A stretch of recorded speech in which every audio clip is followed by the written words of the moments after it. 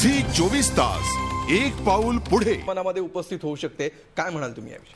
नाही, मुळातच हा आरोप काही भारतीय जनता पक्षाने केलेला नाही.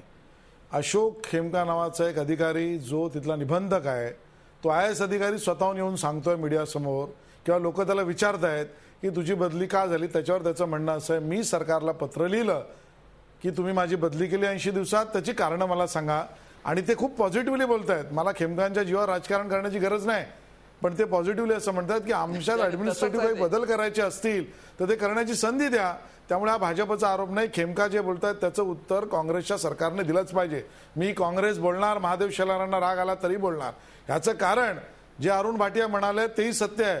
जर एखाद्या IAS अधिकाऱ्याने व्हिसल ब्लोअर म्हणून जर भूमिका घेतली तर त्याला संरक्षण दिलं पाहिजे सरकारने.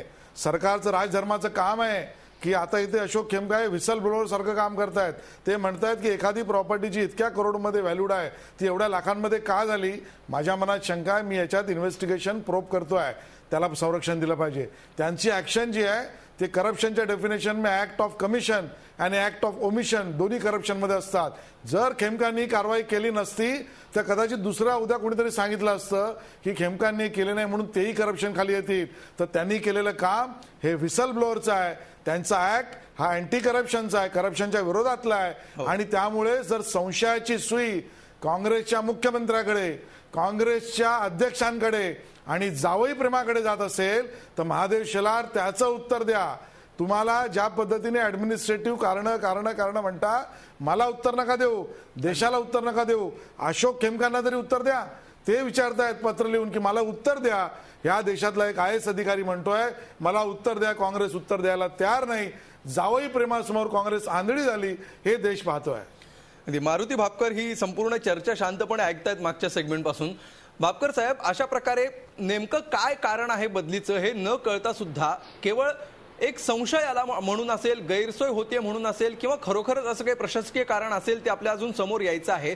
मात्र अशा प्रकारे अधिकाऱ्यांची बदली होते. 21 वर्षामध्ये 40 वेळा त्यांची बदली होते आणि अशी अनेक अधिकाऱ्यांची नावं आहेत. हाच प्रकार जर राजकारण्यांच्या आणि नेत्यांच्या बाबतीत घडला असता किंवा जर घडायला लागला तर तुम्हाला वेगळा राजकीय पक्षच काढण्याची गरज आज उरली नसती असं तुम्हाला वाटतं का? मुळात या ठिकाणी महादेव शेलार यांनी जे काही वक्तव्य केलेलं आहे की RSSची पत्रकं वाटले, इंडिया अगेन्स्ट करप्शन वगैरे, ते मी मुद्दा पहिल्यांदा सांगू इच्छितो की केजरीवालांचा जो नवीन पक्ष येतोय तो काँग्रेस आणि BJP या दोन्ही पक्षांना एका नाण्याच्या दोन बाजू मानूनच त्यांच्या विरोधामध्ये या पुढच्या काळात संघर्ष करणार आहे. दुसरा मुद्दा म्हणजे या ठिकाणी मी आपल्याला आवर्जून सांगू इच्छितो की प्रशासन व्यवस्था असेल, न्याय व्यवस्था असेल किंवा राजकीय नेते असतील, यामध्ये अजूनही 5-10% चांगले लोक आहेत म्हणून आपल्या देशाचा आणि राज्याचा कारभार सुरू आहे. परंतु हे जे 5-10% लोक चांगले काम करतात त्या लोकांना अशा प्रकारे बदली, खातेनीय चौकशी, त्यांच्यावरती कारवाई, अशा प्रकारचे वारंवार प्रकार आपल्याला या मागच्या काळामध्ये झालेले दिसतील. माझी या ठिकाणी विनंती आहे की अशा प्रकारचं जे काम करणारे अधिकारी आहेत, मग त्यामध्ये विजय पांढरेंसारख्या अधिकारी असतील किंवा खेमसांसारख्या अधिकारी असतील, अरुण भाटिया माझ्या शेजारी बसलेले आहेत, त्यांची पुण्यामध्ये ज्यावेळी त्यांच्यावरती कारवाई करण्याचा निर्णय सभागृहाने घेतला त्यावेळी पुणे शहरातल्या संपूर्ण नागरिकांनी पाठिंबा देण्यासाठी रस्त्यावर पुणे शहर आलेला आपण पाहिलं.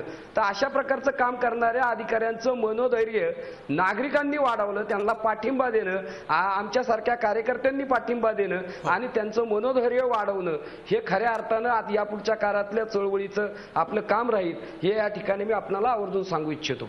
अगदी अरुण भाटियांकडे शेवटी आपण जाऊया. भाटिया साहेब, हे जे प्रकार थांबवायचे असतील, जसं आत्ता शब्द वापरला मारुती भापकरांनी की नामशेष होत चाललेले आहेत प्रामाणिक अधिकारी, केवळ 4 ते 5% घरामध्ये असे अधिकारी उरलेले आहेत जे खरोखरच प्रशासन चालवत आहेत किंवा प्रशासनावर वचक ठेवण्याचं आणि भ्रष्टाचाराला दूर ठेवण्याचं काम करतायत. अशा अधिकाऱ्यांची संख्या कमी करण्याचा प्रयत्न केला जातोय का, आणि तो थांबवायचा असेल तर काय करायला पाहिजे? साहेब, 1-2 गोष्टी आहे. थोडं गंमत म्हणून बोलतो की मिस्टर शेलार जे आता बसले आहेत त्यांचे पासून या लोकांना प्रोटेक्शन दिलं पाहिजे. कुठले शेलार? काँग्रेसचे की भाजपचे? काँग्रेसचेच आहे. आता हुडा काँग्रेसचा आहे, खेमका ची बदली काँग्रेसने केली आहे आणि इथे सगळ्याच मला आश्चर्य काय वाटते साहब कि सबके सामने टीवी पर सबके देश के सामने ये व्यक्ति आके बोलते हैं कि प्रशासकीय कारण है। The richest woman in India, her son in law has turn, वो गरीब से एकदम अमीर बन गया है ओवरनाइट, तो इन्वेस्टिगेट आदमी करेगा या नहीं करेगा? Unaccounted wealth, disproportionate assets, black money, under valuation of property, Khemka ने बिल्कुल सही जगह हाथ लगाया है। ये इन लोगों को बर्दाश्त नहीं होता और हमें आश्चर्य लगता है कि भाई चुप रहो, माफी मांगो, उल्टा यहां आके बोलते हैं प्रशासकीय कारण। मैं फिर से पूछता हूं, आप इस शो पर कैसे आए अगर आपको मालूम नहीं प्रशासकीय कारण कौन सा है? व्हाई have you come on this show? आपको बोलने की हिम्मत कहां से आई? इन लोगों से अच्छे ऑफिसर्स को प्रोटेक्शन चाहिए। अब ये कैसे प्रोटेक्शन मिलेगा? ये लोग तो नहीं प्रोटेक्शन देने वाले, ये तो करप्शन में लगे हुए हैं। Citizens like you and me sir, Maruti Bhapkar is an excellent example, जो अकेले लड़े हैं इन लोगों के साथ। We must go to the court and get these transfer orders cancelled.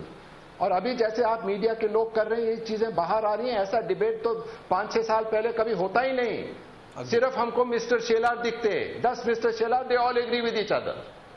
कम से कम असलियत क्या? आप तो बाहर तो निकल रहे हैं। आप भाटिया जी, आप मेरा नाम ले रहे हो, मैं आपको एक सवाल पूछूंगा कि समझो 100 में 5 अधिकारी सही है और 95 अधिकारी गलत है, बोलिए आप। एक मिनट, आप जवाब देता हूं। अधिकारी हो गए हैं, अगदी भाटिया साहेब बोला, भाटिया साहेब बोला। 5 अधिकारी सही है और 95 अधिकारी गलत है, बोलिए। मैं जवाब देता हूं। जवाब दीजिए ना।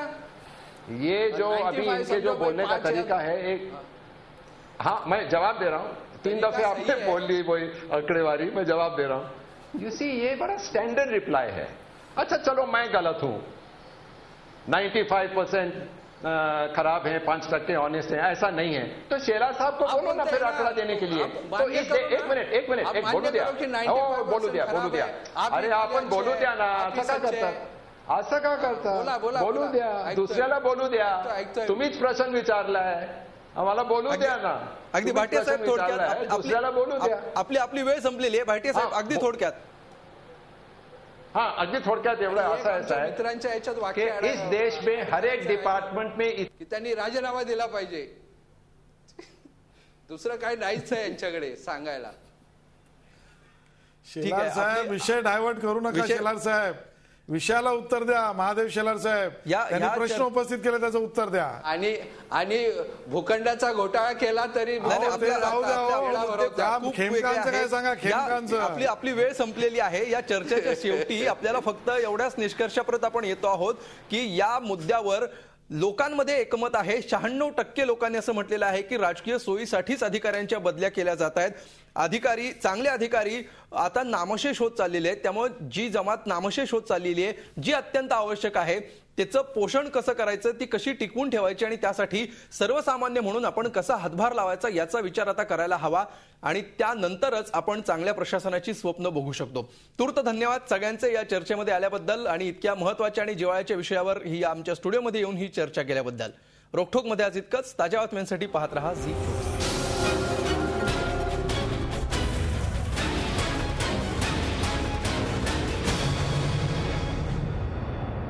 झी 24 तास, एक पाऊल पुढे।